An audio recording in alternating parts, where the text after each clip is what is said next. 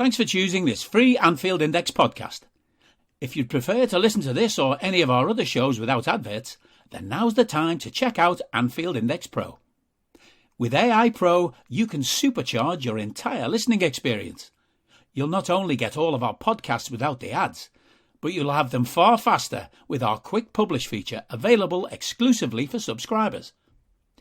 AI Pro also puts you in the heart of our sound studio, with an option to listen to many of our shows live and interact with the podcasters in real time as the shows are recording. Upgrading couldn't be easier. AI Pro is available on all popular podcast platforms, and we have our own apps for Apple and Android. Just head on over to AnfieldIndexPro.com and get started today. Hello and welcome to AI Scouted. I am not Dave. He is on holiday, as he said in other pods, but we have an FA Cup final to preview. I'm, of course, joined by Karl. How are you doing, Karl? I'm all right. Bit disappointed that part-time Dave is not here, but, you know, that's what he gets for calling me 56 years old, I think it was in the end the other day. It does. Do we add this to his time? I feel like we should. He didn't officially say that he wasn't coming on this podcast, so I reckon so. Absolutely. You were 4 minutes late, but I haven't added that on, so just saying. That's because it took you about 18 minutes to reply to me on the time. That's true. That's true. But if we add 18 minutes onto mine, I'd still be first, so I'm happy with that.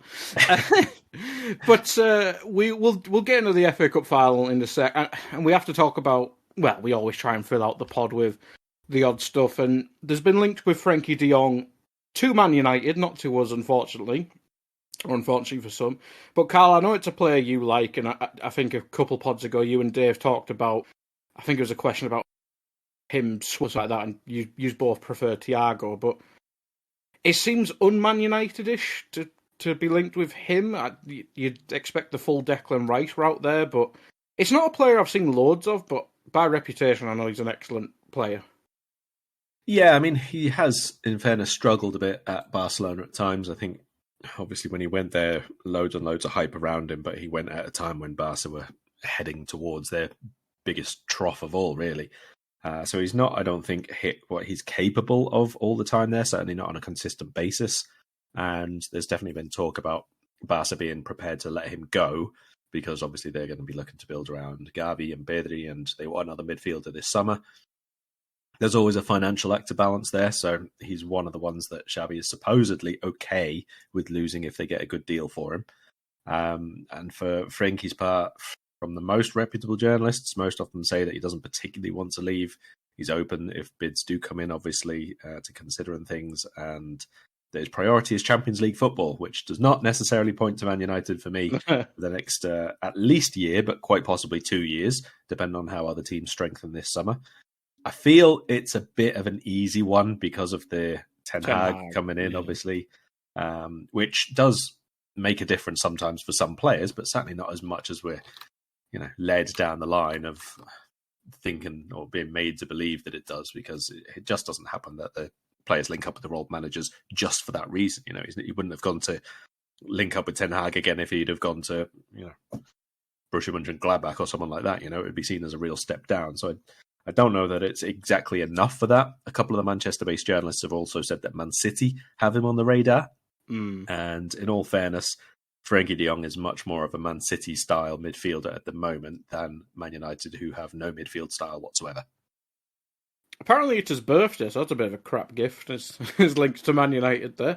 Our man there in the chat's asking, well, I suppose we can ask it about City as well. Would he be the 6 at United? Because I remember the Ajax team, but would he be the 6 there, or would he be one of the 8s, you reckon?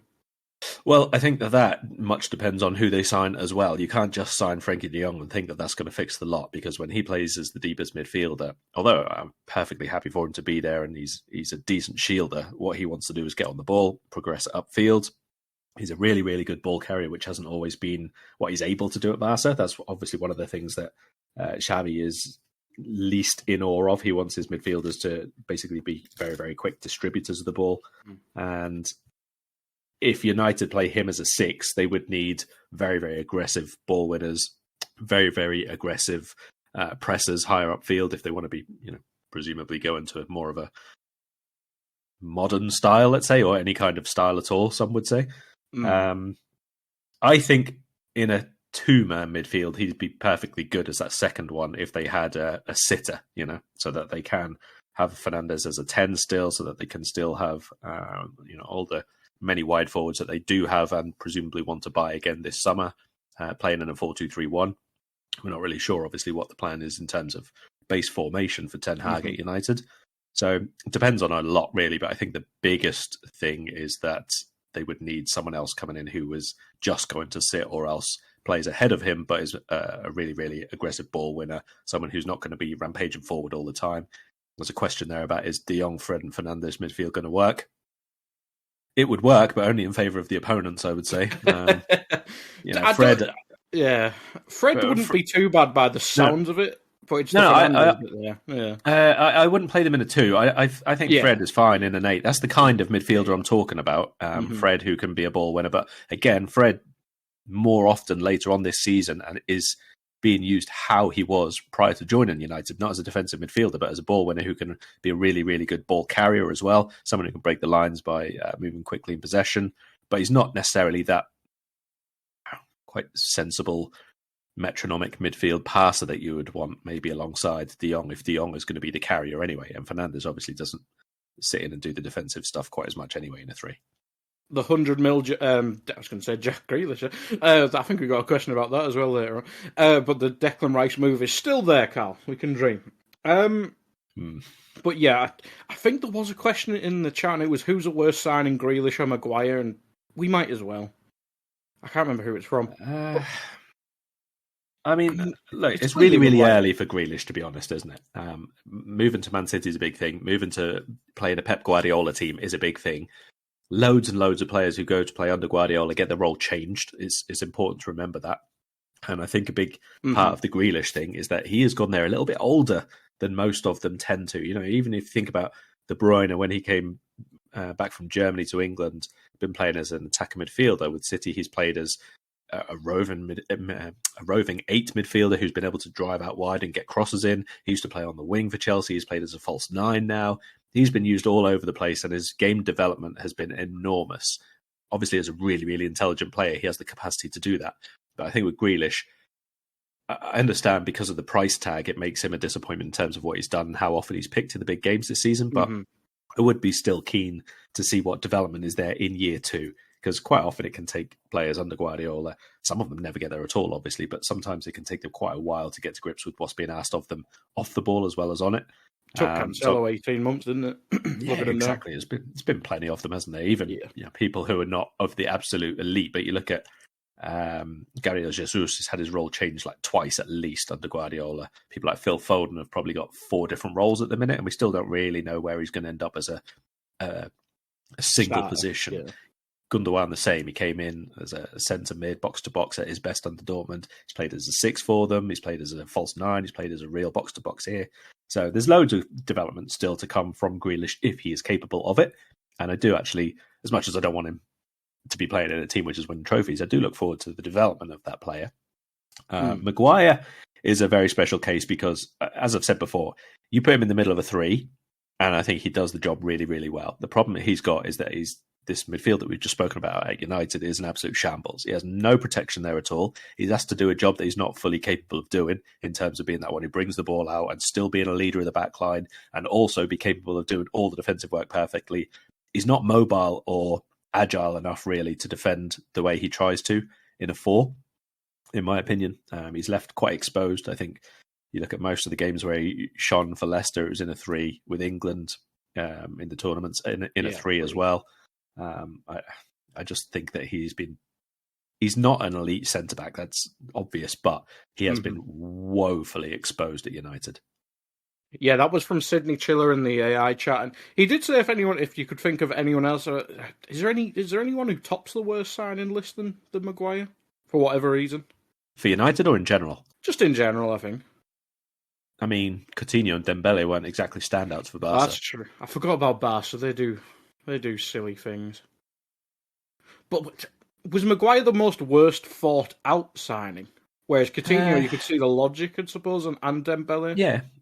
I mean, I think both of those players should have been a lot better than they were, but they weren't really integrated very well into the team. Oh, Pogba's a shout. Pogba's a Yeah, shout. yeah, Pogba as well. Yeah. But look, United in general, I think that you can go down the list of quite a few of their signings, and I'd even include Sancho at that so far on the evidence of how they've used him so far. These are very, very capable players if you use them in the right way, and they haven't been. Mm-hmm. I mean, even look at players that they haven't spent that much money on. Oh, Rashford, who came through the academy, they still don't really know how to get the best out of him. Martial, they never really harnessed for any more than, 3-4 months at a time, getting good form at him, yeah. There's a long, long line, and that is United as a club. I think it's signings, but players in general. There's not really a style. There hasn't been a way of playing since probably Van Gaal, and they didn't like the way that he played, and it's just a mess all round. If you haven't got the system in place, if you haven't got a way of playing, if you haven't got a real clear idea of how you're going to integrate people in the team, it doesn't matter how good they are individually, you're not going to get the best out of them, and they could be shown up really, really badly.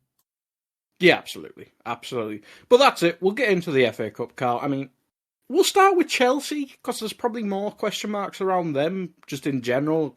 Apart from Fabinho being injured, we kind of know what our team will be, maybe apart from centre-back and a question up front. But Chelsea did play last night. They beat Leeds 3-0. Dan James somehow got sent off. I didn't watch the game. I watched like 2 minutes of it in the background when I was basically playing Xbox. But, I mean, their season's kind of, after the Champions League, it just kind of fell flat. That's probably how I'd word it.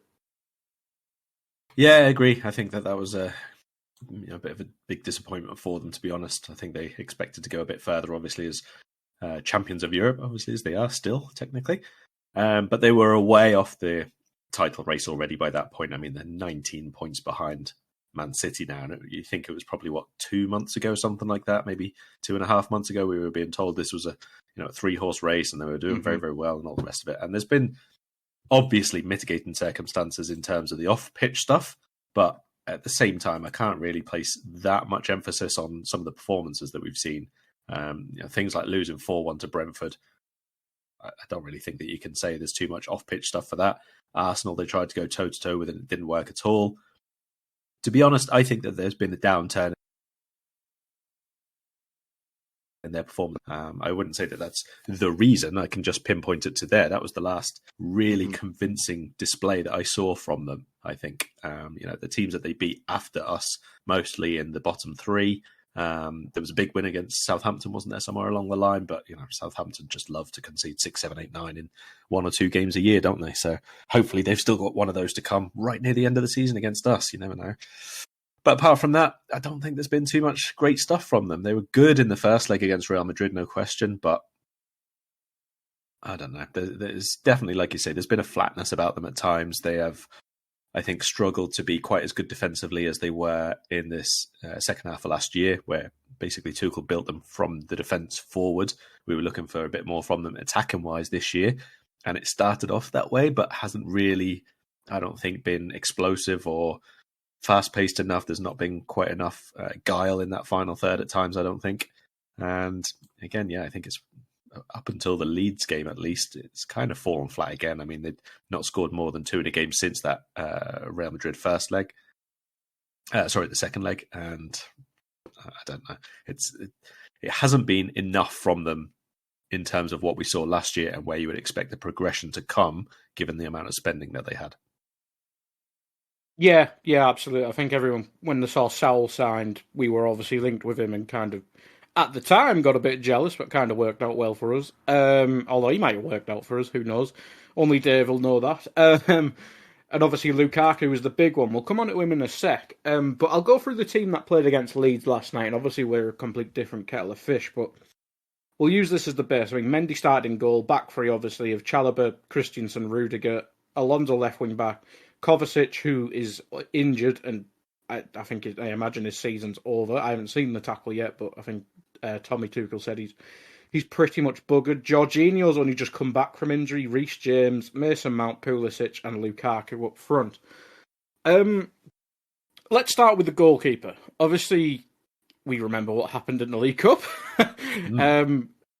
Kepa was the cup goalkeeper. I'm not sure. I can't remember who played in the later rounds of the FA Cup for Chelsea. I think it was Mendy. I'm going to go with it was Mendy. I imagine he'll start the cup final, and he won't be subbed off if there's a penalty shootout. I don't think there's going to be any goalkeeping subs. No, that's probably one thing we can say. I don't think that there'd be any doubt Mendy starts this one. I can see that there's reasons for it, but you look even back towards the Club World Cup final. Mendy came back in for that. I know he didn't for the League Cup, but we've done the same there, haven't we? We've given the opportunity to the guy who got us there, but Mendy's their first choice. I think it's quite important for them to try and end the season on a real high. It's probably worth pointing out as well at this point that Chelsea could actually win the men's and women's FA Cup this year, if obviously both of them succeed.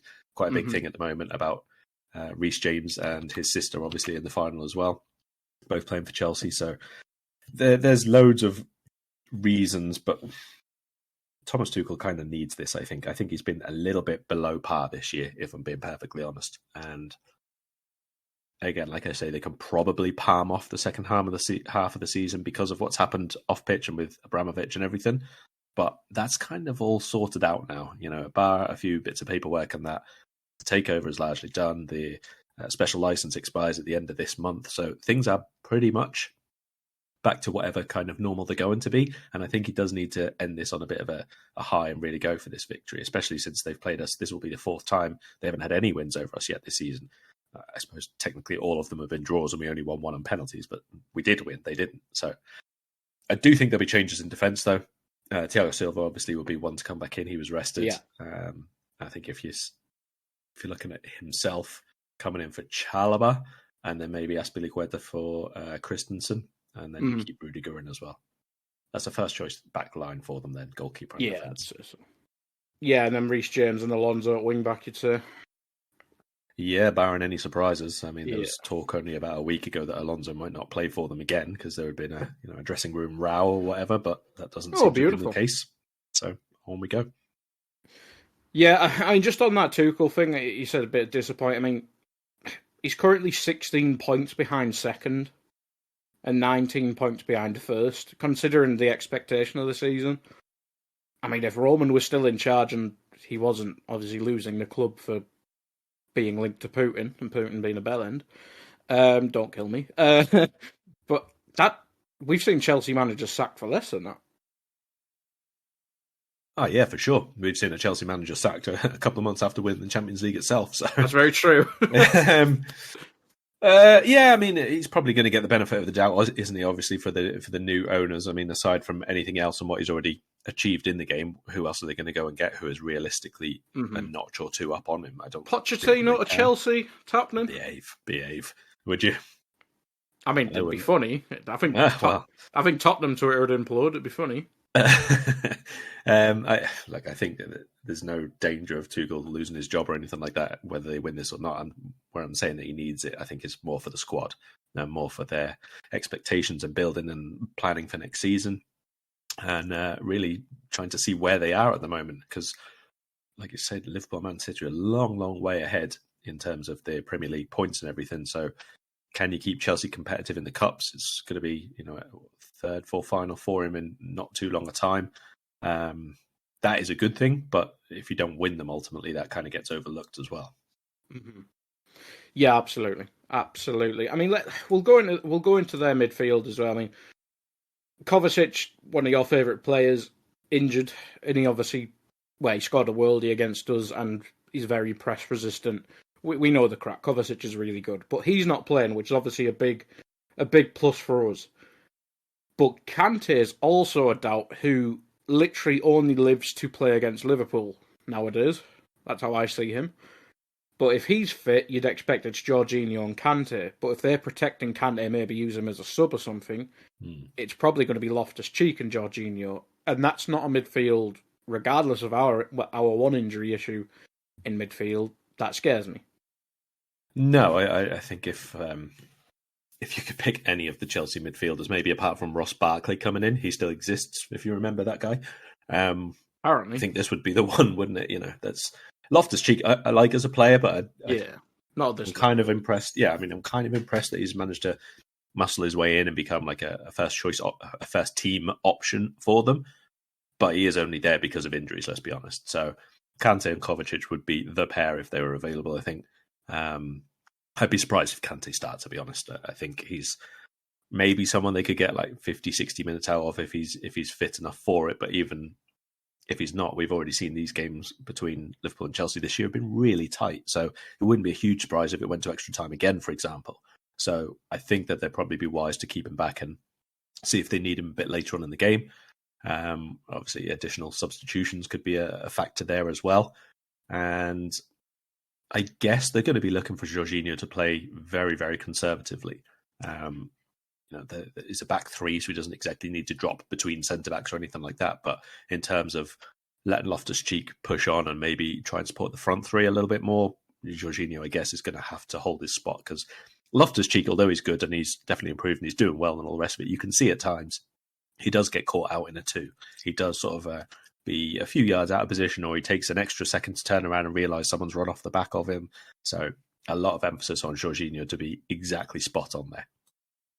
What do you make of Jorginho? I mean, obviously, he kind of was, well, everyone was crap under Frank, apart from Mason Mount.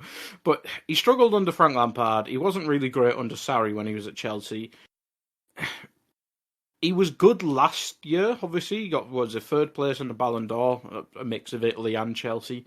But this season he seems to have gone back to type, and I don't know, just ineffective, doesn't really have a role. I mean, I know he's to use an FMism, a deep-lying playmaker type. I don't know why I did air quotes. I'm on podcast, not a video. But I don't know, he just seems like his role could be done by, well, you mentioned there, Kovacic and Kante, whereas they add on other stuff, but I don't know, it just seems like a player that's got a reputation for last year, whereas this year he seems to have been a bit crap for me.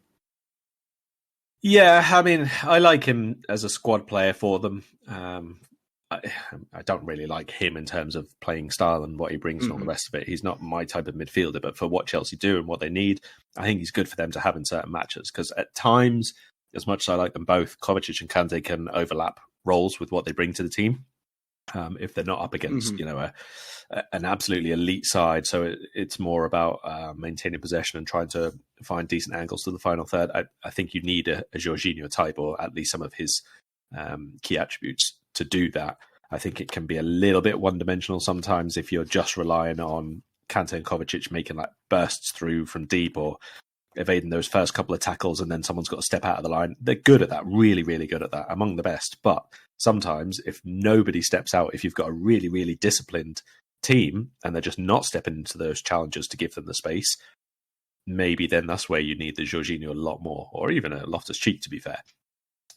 So I think he's good, but I don't think he's anywhere near the world class level. Personally, he's not consistent enough for that, in my view, and he's not really someone who game after game after game makes a decisive contribution to winning matches. I don't think. Sometimes he can be like perfectly normal, good, without being bad or anything like that. But I still think he's like quite a little bit behind some of the very best.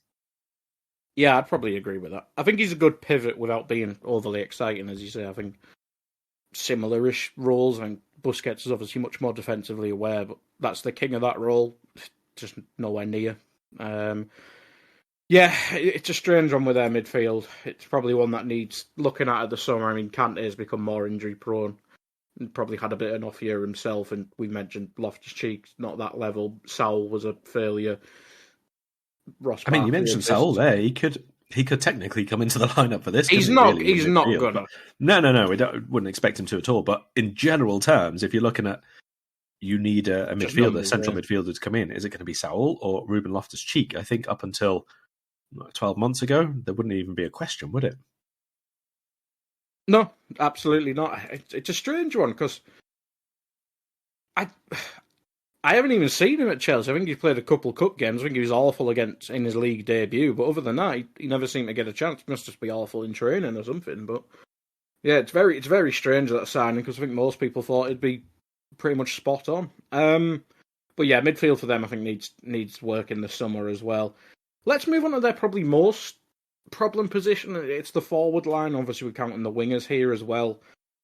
I mean, we'll start with the Lukaku Havertz debate. I mean, do you think one plays? Do you think both plays? Because Lukaku has played a bit more recently. I know it's only against Leeds, but he apparently did play well. But Lukaku did give us some issues in the League Cup final, if I remember. Like, obviously, just a bit more of a threat, but I don't see why them two don't play together more often. Well, look, Lukaku has played 2 games back-to-back now, and he scored in both of them. And I think that's... I mean, obviously it's a positive for Tuchel and Chelsea to have more people in form or whatever, but he has given him a bit of a problem now, because I think Timo Werner probably has to start this one, because he's obviously got the pace to run it behind Trent. He's got the ability to play as that support player, and he's really hard work and all the rest of it. They need that kind of outlet, because Alonso is not like exactly rapid. Jorginho, I presume, out of the two of them, I would presume Jorginho slightly plays the left side and Loftus-Cheek the right. So again, you've not got real drive, you've not got real outlet down that left-hand side of any kind of counter-attacking pace or anything, or ball carrying. So I guess Timo Werner's going to have to play there. Then you can actually play Kai Havertz the other side, but that means no Mason Mount. And I reckon there's more chance of me getting the call up to replace Fabinho than Mason Mount not starting for Chelsea in the final. Absolutely. Is that a slight on my footballing abilities there? Goodness me, Guy. Might be more about our midfield. Yeah, it might be. I think they're going to go for Havertz, but I wouldn't be surprised if he just says, sod it, you know what, we'll play off Lukaku's improved morale or confidence or whatever the hell it is that Lukaku's suddenly developed in the past week they didn't have beforehand, and just start him and have Havertz as one of your options off the bench. We know Havertz has been a really big game player for them. He scored big goals in key matches, and that is an important thing. But again, with FA Cup, with more substitutions, with the possibility for extra time, all that kind of thing, I feel like it would make sense for them to go with the guy who's actually shown a bit of form and fight in the last few games. Maybe Lukaku just needed that little bit of a boost and an opportunity to prove a few people wrong. Probably there's been obviously a few transfer rumours as well over the last few weeks, so maybe they just go with him. I feel like that's what maybe I would do in this situation, just go with the guy who has suddenly found form at the right time. As a Liverpool hat on here, who would you rather play against? I mean, Havertz, obviously, he can drop in, hope people follow him and stuff like that, but Lukaku, well, nobody's really a match for Van Dijk physically, but you could probably, well, we'll get into whether Matip or Konate, but he could probably outpace Matip, or maybe outsmart Konate or whatever. But for me, I think Lukaku poses more of a threat. I think we kind of deal all right with Havertz type players. I mean, with my Liverpool hat on, I hope that they start Malang Sarr at centre forward. Well, yeah, I appreciate you not giving me that option. I probably would prefer Lukaku, to be honest, because I think Kai Havertz's movement is a lot better.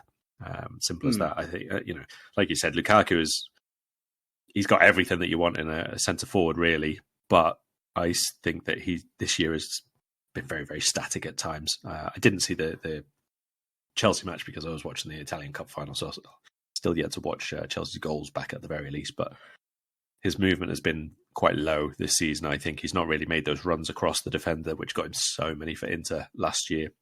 He hasn't really had the opportunity or the place to pick the ball up from sort of the inside right channel and run at the defence, which causes us problems at times as well.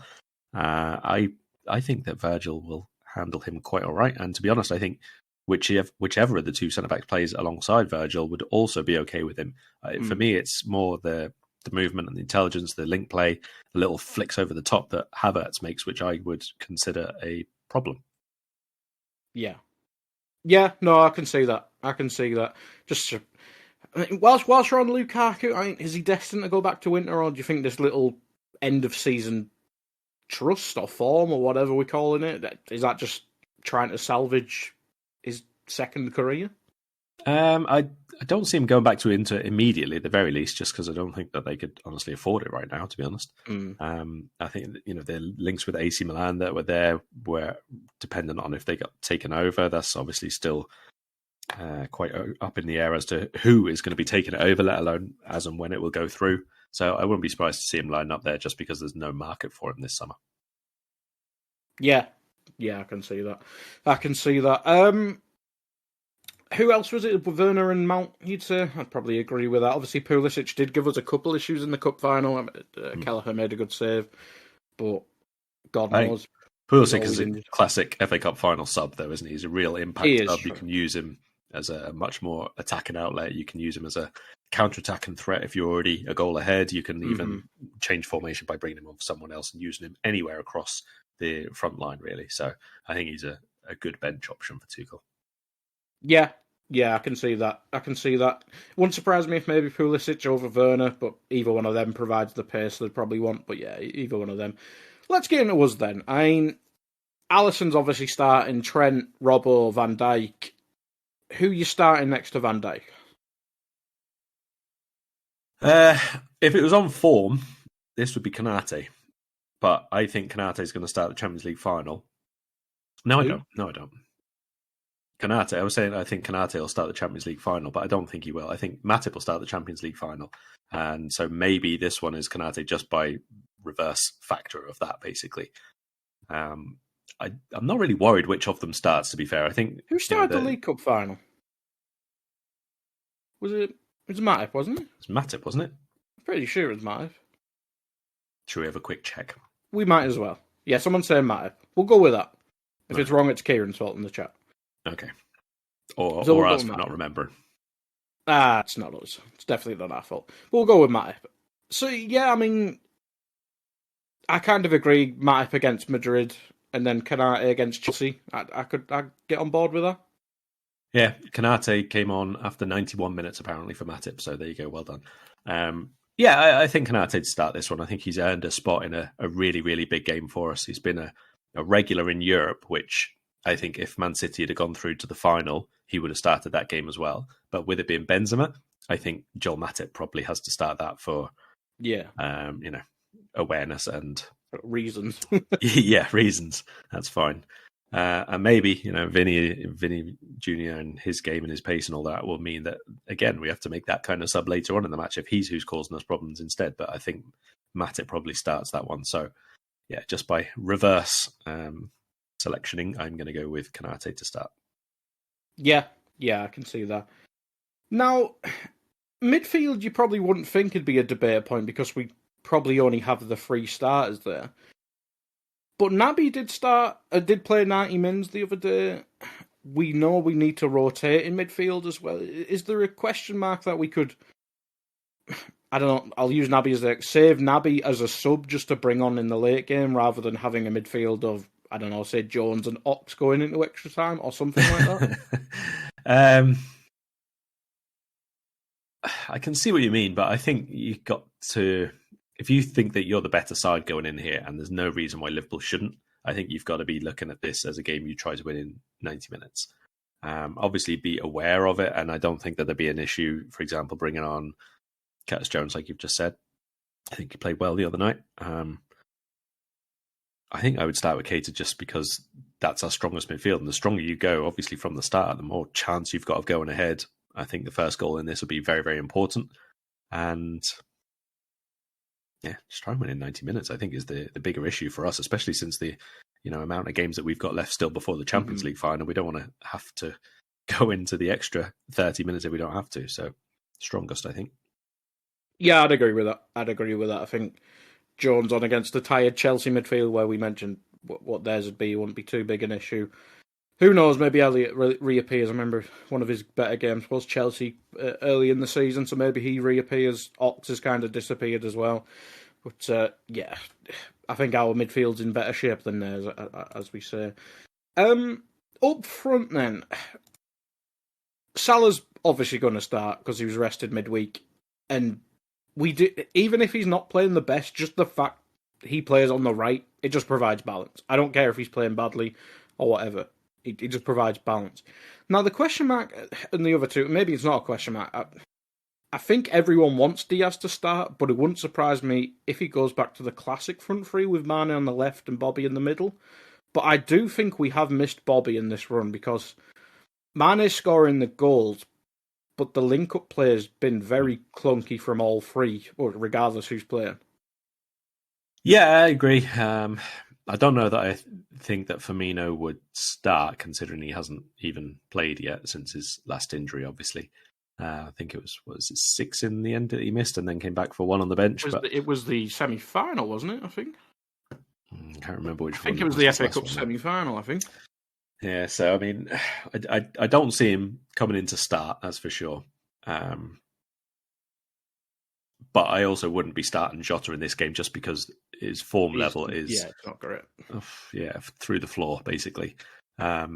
He is probably our version of Pulisic, to be honest, not in terms of all the ball carrying and the technical ability that Pulisic has, let's say, but for his versatility, for being an impact sub, for being someone who can just make something happen in an instant, I think he's the best version of that we've got. And whereas I would say I pick Keita in midfield, for example, because he's part of the best three that we have at the moment, I think Firmino isn't necessarily going to be that from the start because he's not really got the form, he's not got the rhythm. We can't really just risk throwing him in there, and he's going to be up against Thiago Silva, who, if he has a really good defensive game, is very, very difficult to get the better of. But like you've said, if you can move him out of that front line, I think that's where big spaces arrive for Liverpool, because Silva pulled out of the deepest line. If you can pull him either into the channels or make him step out into the midfield zone, well, we're great at getting runners in behind him, and Sadio Mane can probably beat him 1v1 anyway. Yeah. And I like Mane a lot through the middle, I must say. I think the link play, I agree with you, has been a little bit... I do. I like him very much. In fact, I think if he signs a new deal, that's where he will play for us. And I agree. I agree with that. I think on the left, he's definitely lost that. Well, just basically what we're seeing from Diaz is that directness. I think he's lost that. It's just, maybe I'm just missing Bobby. It's just what. Yeah, Bobby things. I'm fully on board with that. I don't want him going anywhere, and I want him around as much as we need him to be involved. But I do like Mane there. I think it is very different. It's a different style of having a centre forward, but I think he has quite a lot of everything, to be honest. And I think that probably with Salah being as out of form as he is, Mane is probably our best link player. Diaz is obviously great, really direct and really aggressive, but he is an outlet. He's not a combination player as such so much. So I think Mane is important for that. Yeah, I can see that. I mean, it seemed that obviously United was never a challenge, but it's just them low block games. I think that's where we miss Bobby the most. Really, is that link up play. But yeah, so you're going with Diaz, Mane, Mo for the start. Yep. Yeah, I'd probably agree with that. I think I'd agree with that. And if Bobby's fit enough, he can come on. Hopefully, get a tired Thiago Silva moving. Or certainly Rudiger. Rudiger loves charging out all over the place. Make some space for Mo or something like that. And if he remembers he's good at football, and so be it. Where do you think the key battles are in this game? I mean, midfield we've kind of highlighted for players missing. Well, one player for us. We haven't really talked about missing a Fabinho. I mean, how do you think our midfield operate? Obviously, Henderson will be the 6, but Thiago, Hendo, Naby, I think that'll work quite well. I won't see them pressing too high aggressively on Henderson. Maybe Havertz dropping off and doing that thing, but Jorginho and Loftus-Cheek won't press high up to him, so he should get enough of the ball, you'd reckon? What I'm looking for here from our midfield is for Thiago to do the exact same performance as he did last time he was at Wembley. I think his showing against Man City was up there with anything I have seen for many, many seasons for Liverpool. That game and then the following one against Man United at Anfield, he was unbelievable. One of the best couple of back-to-back performances I've seen since, let's say Andrea Dossena scoring in back-to-back games against Real Madrid and Man United. Something fantastic. Like yeah. I expect us to dominate quite a lot of this game, to be honest. It hasn't always been the case against Chelsea, but just because of the way the midfields are set up, for both teams, obviously the absences that they have really hurt them. We have managed, I think, to control where the game is played, even if not to actually control all the chances being created against Chelsea in a couple of the games this season. Even the one where it was Kelleher in goal and Kovacic scored his wonder goal. They had a really good spell where they were better than us, no question. But a lot of the play outside of that period, I thought we were all right and quite fine in. And then in the cup final, I think it was mostly about their really, really good defensive work and us not really, I wouldn't say being brave enough to have a go, but not having enough variety in our play, not enough tempo in our play to break them down normally, I would say. I would expect a bit more in that regard from us this time, because we have been quite positive in that side of our play up until I think the Spurs game probably.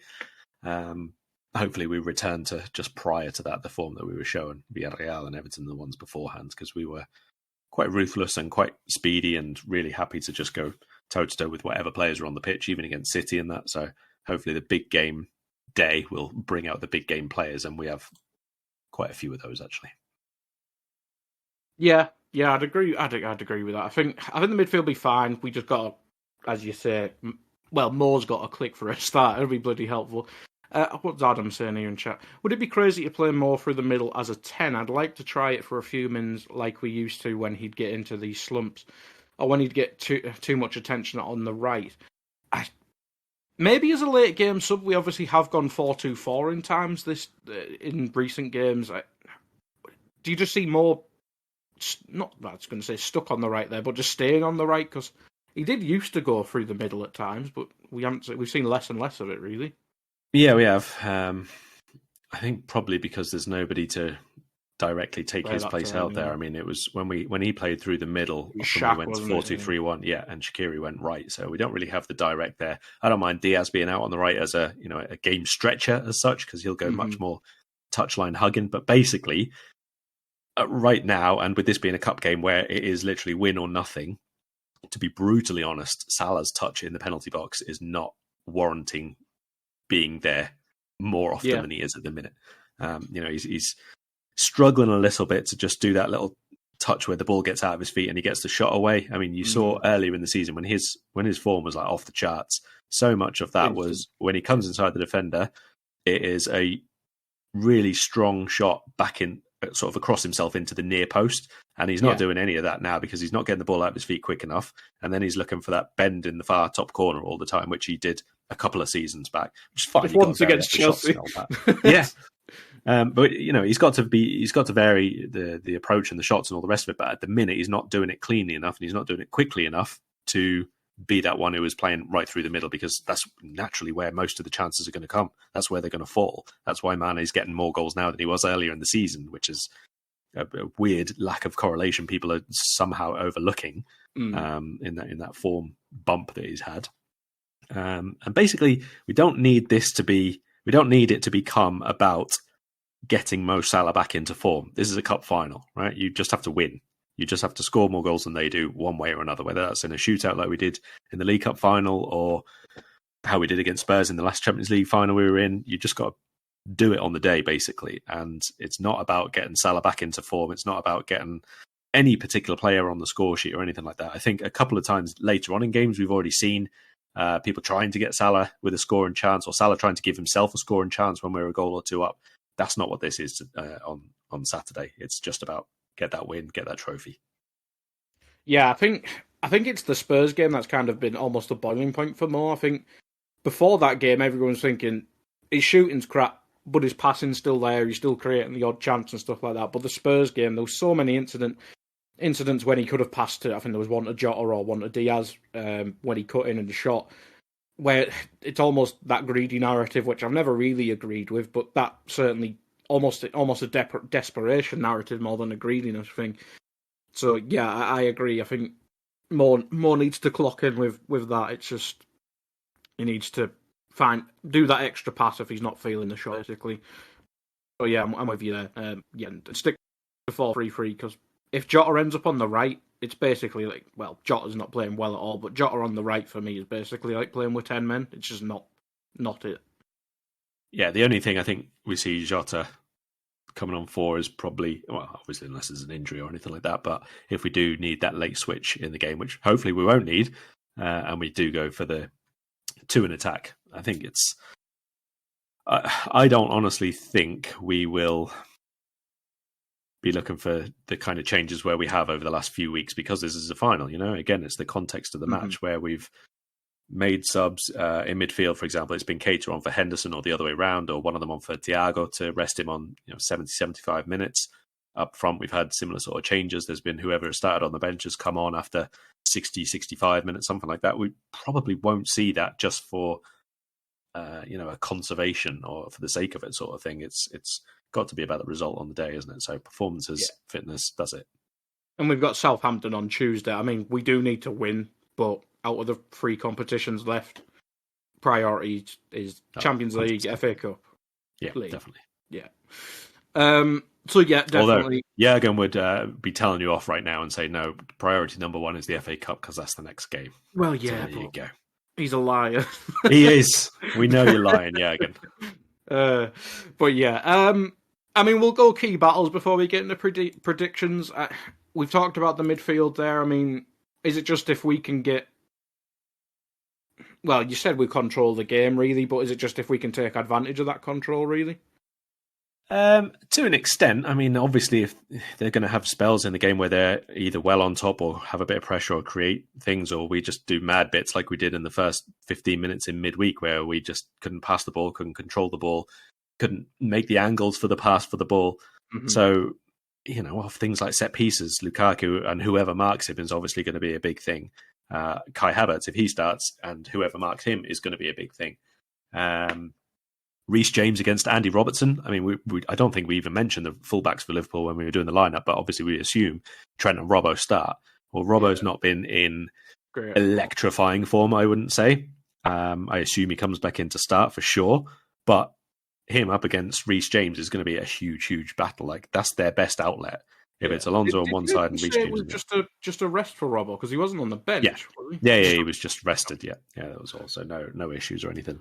Obviously, the one tactical wrinkle that Chelsea could offer is to do what they did previously against us and previously in other big games, is to play Azpilicueta right wing back and Reece James right centre back, because then he's got the extra speed to cope against Luis Diaz, for example, for us on that side. He has done that before, so it could happen again. But assuming they want a really good outlet, I assume that's got to be Reece James as the wing back. So him against Robbo will be a really good test.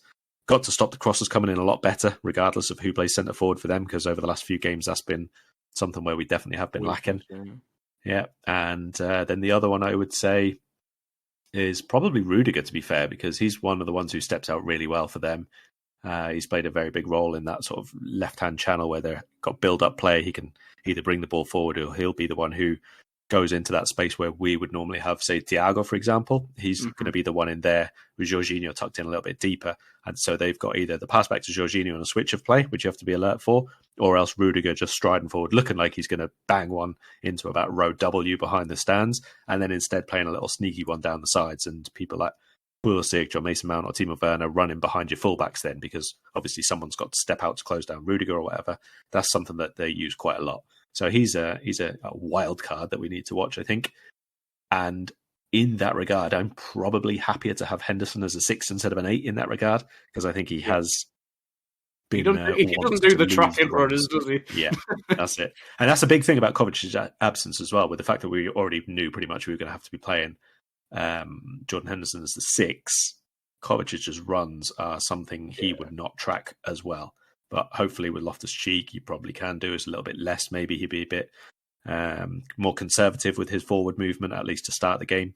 So I think Henderson should cope with that pretty well. His ball wins be pretty good, but he's got to be really alive to those second balls. Mason Mount in behind him is a pain in the ass as well. Mm-hmm. So how do we hurt this Chelsea team? I mean, you mentioned the defensive block there. I mean, Thiago Silva's obviously... I think, is he 38 now? I think he just had his birthday, so I think he's 37, 38. He's obviously still really good at defending. He just doesn't attribute anymore. But you mentioned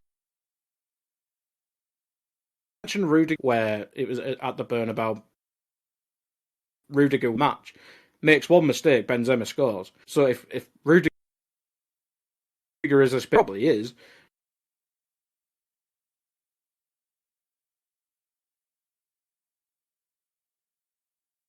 but we...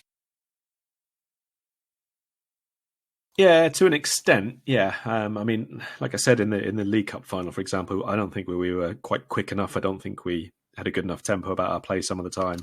I don't think we committed enough players forward. So Naby Keita's runs from deep, for example. If Rudiger is the one stepping out to Salah, who stays wide, you've got that 8 gap, basically. So you've got either Naby Keita or Trent. One of those two has got to exploit that area. And whoever does, Jorginho is probably the one to step there. And then somewhere along the line, you've got someone spare. So Rudiger either has to pull wide or go into that 8 zone where Keita's runs are making or anything like that. You've got to be brave enough to have someone go beyond the forwards at times.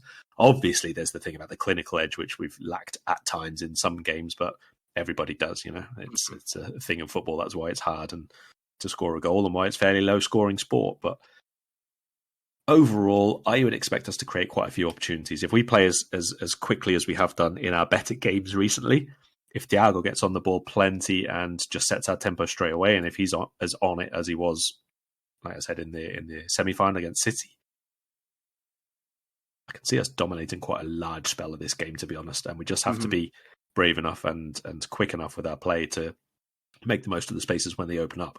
I think a 3-4-3 on that pitch, I wouldn't be surprised to see Mason Mount drop in as a fifth midfielder quite a lot of the time, because that opens up so much space. And if we're 3-on-2 in the middle all the time, we should, in theory, be able to either pull a centre-back out or find a lot of space in that sort of 10 to the 8 zones for Keita in particular to be run onto.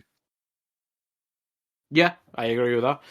We're just at about an hour now, Karl. What is your prediction for this one? Not extra time. I think this is a 90-minute one. And obviously I'm going to go for a Liverpool win. That's not going to be a big surprise, is it? I'm going to go for 2-0. I'm going to say we are very, very professional about getting the job done. I hope so, because I can't be doing another penalty shootout when it goes to the goalkeepers.